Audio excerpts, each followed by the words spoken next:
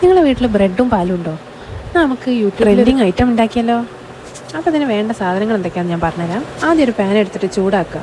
അതിലേക്ക് കുറച്ച് ബട്ടർ ഇട്ടിട്ട് 2 സ്ലൈസ് ബ്രെഡ് അതിൽ വെച്ചിട്ട് അതിൻ്റെ ഒരു സൈഡ് നന്നായിട്ട് ഒന്ന് ചൂടായിട്ട് റോസ്റ്റായി വരുമ്പം അതെടുത്ത് കുറച്ചും കൂടി ബട്ടർ അതിലേക്ക് പാനിലേക്ക് ഇട്ടിട്ട് മറ്റേ സൈഡും അതേപോലെ തന്നെ ചെയ്തെടുക്കുക. എന്നിട്ട് പിന്നെ ഇങ്ങനെ ഒരു മെഷറിംഗ് കപ്പിൽ ഒരു 1/2 കപ്പ് പാലെടുക്കുക.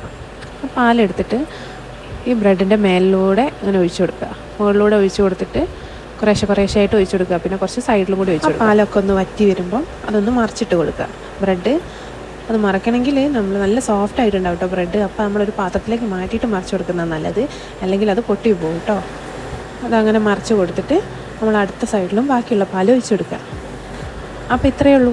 ഇതൊരു സെർവിങ് ഡിഷിലേക്ക് മാറ്റാം. അപ്പോൾ ഇനി നമുക്ക് ഇതിൻ്റെ മേലെ കുറച്ച് മിൽക്ക് മെയ്ഡോ അല്ലെങ്കിൽ തേനോ ഒഴിച്ചിട്ട് കഴിക്കാം. ഈ പാലൊഴിച്ച് ഇങ്ങനെ ചെയ്യുന്നുണ്ട് നല്ല ടേസ്റ്റാണ് കേട്ടോ. ഇത് നല്ല സോഫ്റ്റാണ്.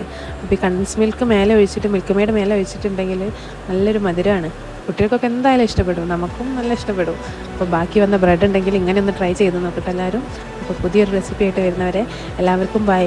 പിന്നെ എൻ്റെ ചാനലൊന്ന് സബ്സ്ക്രൈബ് ചെയ്യാൻ മറക്കരുത് കേട്ടോ.